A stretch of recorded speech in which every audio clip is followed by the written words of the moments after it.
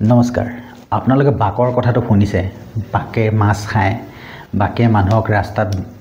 লৈ যায় মাৰি পেলাই গছ জ্বলাই দিয়ে কিবা কৰে ইটো হিটো শুনিছে ধে কিন্তু আজি এনেকুৱা এটা সাধু ক'ব গৈ আছো বাকৰ আৰু এটো সাধু হয় কোনো সত্য ঘটনা নহয় কাৰণ এই সাধু বুলি কিয় কৈছো হয় বহুত দিন আগতে এটো ঘটনাটো হৈছিল বুলি কয় কিন্তু মই আজি সাধুৰ ওপৰত ক'ব বিচাৰিছো আৰু আপোনালোকে প্ৰায় কি জানি এই সাধুটো শুনিছে আৰু এইটো ওপৰত এখন কিতাপো আছে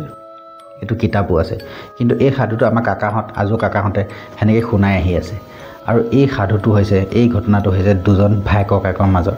দুজন মাছ মাৰা ভাই ককাকৰ মাজত সিহঁতে মাছ মাৰি মাছ বেছি সিহঁতে ঘৰখন চলে খেতি পথাৰ সিহঁত আছে কিন্তু মাছ বেছি সিহঁতে ঘৰখন প্ৰায় চলে ঠিক হেনেকে মাছ মাৰা দিন আছিল হেনেকুৱা বাৰিষা সিজন আছিল আৰু বিলৰ লগতে ধানতলিবিলাকত খুব বেছি মাছ দুইটা ভাই ককাকে ক'লে কি দাদা আজি বল মাছ মাৰিব যাম ভাইকে ককাকক ক'লে মাছ মাৰিব যাম মাছ বহুত পৰিছে এইদিন খেয়ালি জাল লৈ যাওঁ তো হেতু হিচাপে ককাই গোলালে নাওত বহিলে নাওত ললে নাও লৈ দুটাই বিলত সোমাই মাছ মাৰিব আৰম্ভ কৰিলে যেনেকে বিলত মাছ মাৰিব আৰম্ভ কৰিলে দেখিছে মাছ বহুত যথেষ্ট মাছ উঠিছে এখন ককাইকে ভাইকক ক'লে ভাইটি মাছ হৈ যাব নেকি আজি আৰু ইয়াতকৈ বেছি মাছ নালাগে ভাইকে ক'লে নাই দাদা অলপমান সময় মাৰো কিন্তু সেই কথাখিনি কৈ থাকোঁতে কোনোবা এটা বাঘ এটাই মানে সিহঁতক চাই আছিল আৰু বাঘটোৱে সুবিধা লৈ আছিল কি যেনেকৈ ডাঙৰটোৱে জাল টানি থাকিব সেইখিনি সময়ত ভাইকক পানীত নমাই মাৰিম আৰু জেগাত বহি পেলাই মই মাছ খাম ঠিক তাৰ হেতু পৰিকল্পনা হিচাপে সি ককাইকে যেতিয়া জালখন টানি আছিল জাল পানীত দলিয়াই দিওঁতে সেইখিনি সময়তে ভাইকক টানি নি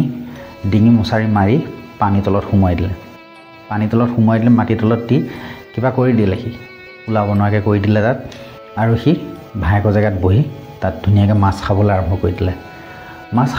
কৰি দিলে ককাইকে দেখিছে মাছ উঠিছে জালত থৈছে তো সি মাছ খাইছে টপছ মাছ খোৱা আৱাজ আহি আছে ককাইকে চাইছে আৰু ই মাছ খাই আছে নেকি কেঁচা মাছ খাই আছে নেকি দেখিছে ভাইকে কেঁচা মাছ খাই আছে ককাইকৰ সন্দেহ হৈ গ'ল ভাই নহয় মোৰ ভাইটি নহয় ই হয়তো বাঘ হ'ব আজি বাকেহে মাছ খায় এনেকৈ তো বাকে মাছ খাই আছে তো সেনেকৈ হোৱাৰ লগে লগে সি ক'লে কি ভাইটি মাছ হৈ গ'ল বহুত হ'ল বল যাওঁ তো সেনেকৈ কৈ মানে মাছখিনি ওচৰলৈ আহি চিধা তাক থাপ মাৰি ধৰিলে সেইটোক যিটো পানী পিশাচটো আছিলে আৰু থাপ মাৰি ধৰাৰ পিছত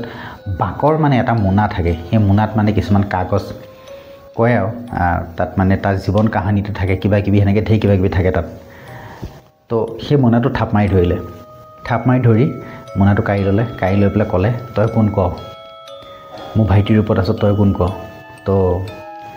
সি থৰথৰবৰ হৈছে একো ক'ব পৰা নাই গম পাই গ'লি বাঘ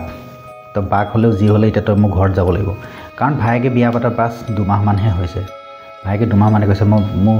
বোৱাৰীজনীক মই কি ক'ম মোৰ মা দেউতাক মই কি বুলি ক'ম মাক মই কি বুলি ক'ম মোৰ ল'ৰাটো মৰিলে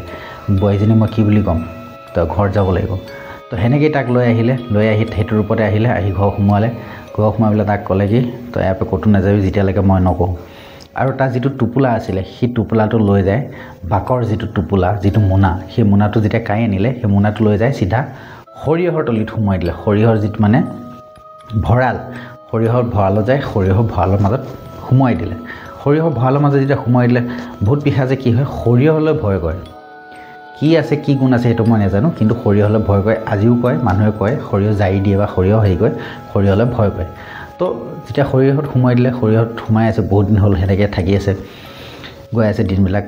তো সেই বাঘটো খুব কাম বন কৰে সেনেকৈ চলি আছে ককায়েকে তাক যেনেকৈ কয় তেনেকৈ কাৰণ ককায়েকৰ জানে ই বাঘ হয় মোৰ ভাইটি নহয় তাক সুধিছিলে তই মোৰ ভাইটি কি কৰিলি সি তেতিয়া ক'লে মই তাক মাৰি দিলোঁ তাক মাৰি দি মই মাটিৰ তলত পুতি দিলোঁ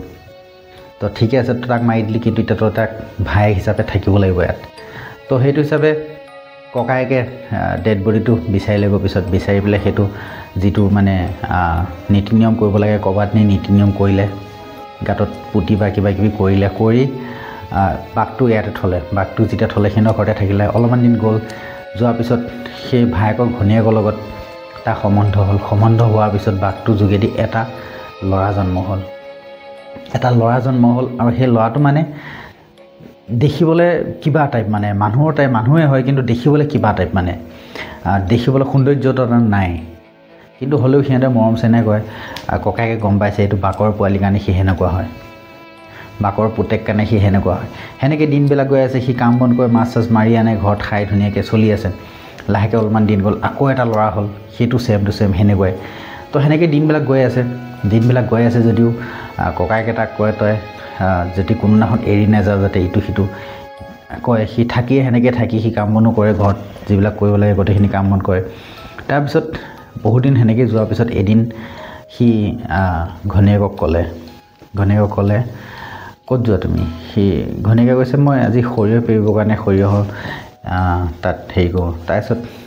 সি মানে ক'ব পৰা নাই কি আৰে সৰিয়হ তাতে টোপোলা এটা আছে সেইটো আনি দে বুলি বা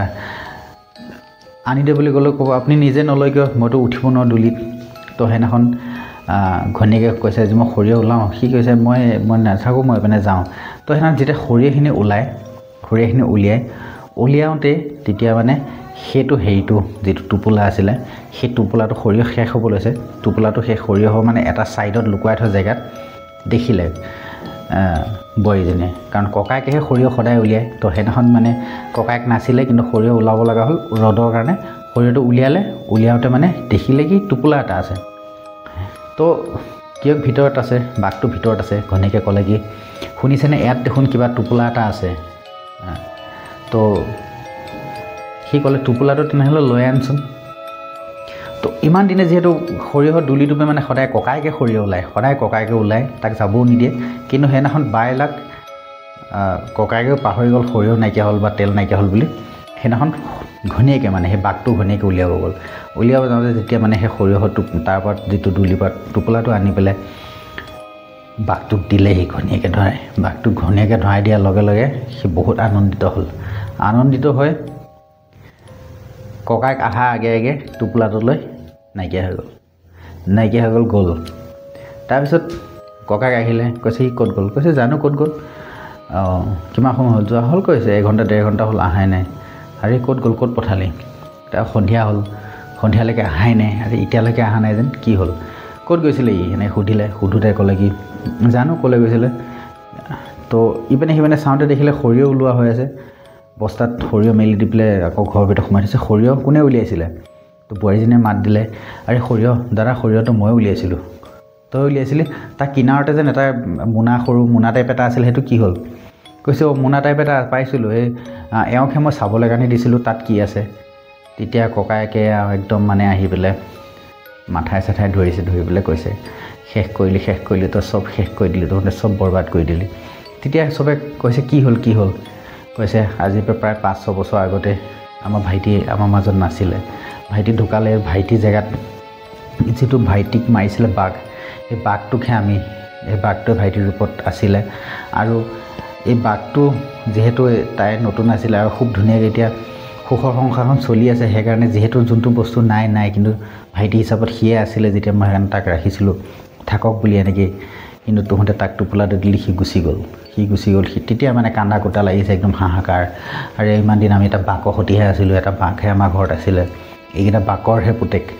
তো সেনেকৈ গৈ পেলাই মানে খুব হেৰি কৰিলে খুব কান্দা কোটা হ'ল এতিয়া ল'ৰা ছোৱালীকেইটাক মাৰিবও নোৱাৰা হ'ল একো কৰিব নোৱাৰা হ'ল সেনেকৈ থকাৰ পিছত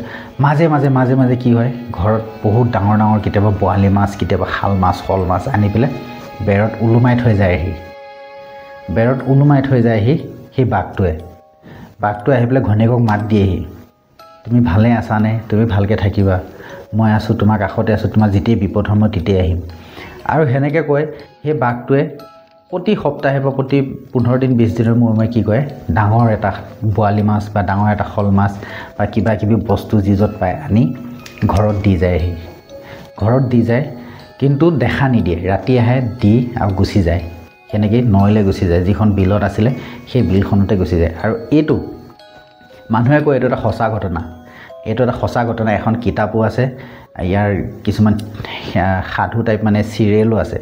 আৰু যিবিলাক মানুহে এই ঘটনাটো শুনা নাছিলে তো তেখেতলোকে শুনিলে যদি মোৰ চেনেলটো ছাবস্ক্ৰাইব কৰি ল'ব নেক্সট এনেকুৱাই সঁচা ঘটনা আনিম ইয়াৰ পিছত কংকাল বুলি এটা ঘটনা আছে যিটো ৰঞ্জু হাজৰিকাই লিখা বহুত ধুনীয়া এটা সাধু সেইটো মই আপোনালোকক শুনাম এতিয়া বৰ্তমান আপোনালোকক আজি মই বাকৰ যিটো পুতেক বাকৰ দুটা পুতেক এইটো সাধুটো শুনালোঁ বাকে মানে কেনেকৈ হেৰি কৰে তো তো যদি ভাল লাগিলে চেনেলটো ছাবস্ক্ৰাইব কৰি যাব বুলি আশা কৰিলোঁ। ঠিক আছে, তেতিয়ালৈকে নমস্কাৰ, জয় আই অসম, জয় জুবিন দা।